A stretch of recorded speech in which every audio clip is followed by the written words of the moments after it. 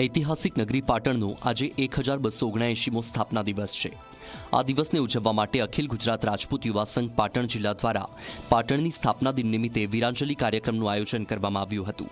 આ કાર્યક્રમમાં કેબિનેટ મંત્રી બળવંતસિંહ રાજપૂત, કેશરી દેવસિંહજી સ્ટેટ ઓફ વાંકાનેર અને રાજ્યસભાના સાંસદ સહિત અન્ય મહેમાનો ઉપસ્થિત રહ્યા હતા।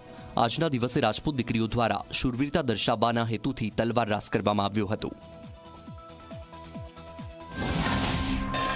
વિક્રમ સંવત 802 પાટણની સ્થાપના વીર વનરાજ ચાવડાએ એના મિત્ર અનિલ ભરવાડ નામે કરી હતી અને ગુજરાતને સ્વતંત્ર બનાવ્યું હતું।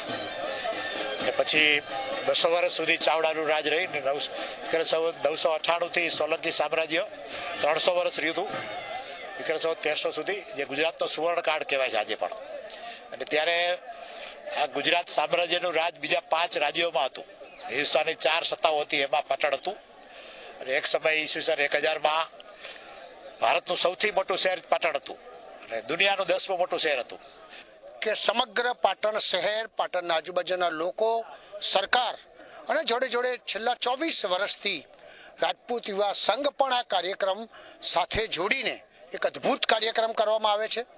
આજનો જે સવારનો કાર્યક્રમ છે એ અહીં આગળ દીકરા દીકરીઓની સાથે સાથે સમાજમાં આવનાર સમયમાં આપણો ભૂતકાળ શું હતો, વર્તમાનમાં શું છે, ભવિષ્યમાં શું થઈ શકે એ બાબતની ચર્ચાઓ થાય છે। દીકરીઓ પણ અહીં આગળ તલવારથી માંડીને અનેક પ્રકારની જે કૌશલ્ય છે એ કૌશલ્ય પણ જોવા મળતું હોય છે।